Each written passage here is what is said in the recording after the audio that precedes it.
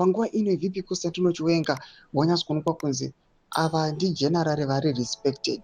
Vakomana musatamba nemurume uyu after adeliver a speech yakanyatsa kunangana nezvigananda. The worst part of it, VP Constantino Chiwenga was speaking fluent English without even referring to any written document. Chiri chanyatsa kuonekwa kunzi general was serious. Mukomana panguva ino haachadi zvecorruption, ari kunyatsa kuataka zvigananda aiwa eye to eye. Zisatapinda mashoko chiona Chiwenga achirabha namashoulders nezvigananda. Anokupa subscribe or like out on the bell icon.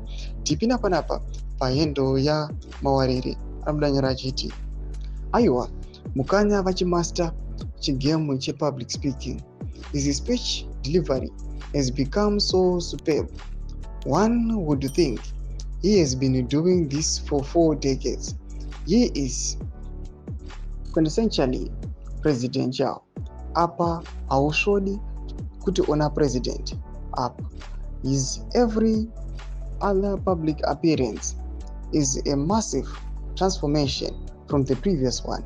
From the content of his speech, his deportment, and the apparel, he is just on point. Ndomasho vari kuda panguva inotaurwa naMawarire achiti VP Constantino Chiwenga vakutoita zifu vakanga varimo muchigemu ichi chekuita mapublic speeches aiwa 4 decades ago kana makore akati kuti, but panguva ino achiuya achideliver maspeeches ari fluent, anonyatsa kuti ari attacking, ari on point. Panguva ino VP Constantino Chiwenga vanyatsa kuenda the credit pakaonekwa kunzi aiwa general ngavarambe aiwa vakachibata apa. Ukabvunza kunzi president wako ndiani hauborambe unotaura. Tudze mafungiro enyu muri kudii pamusoro pechitiko ichi? Kana comment section medu mafungiro enyu.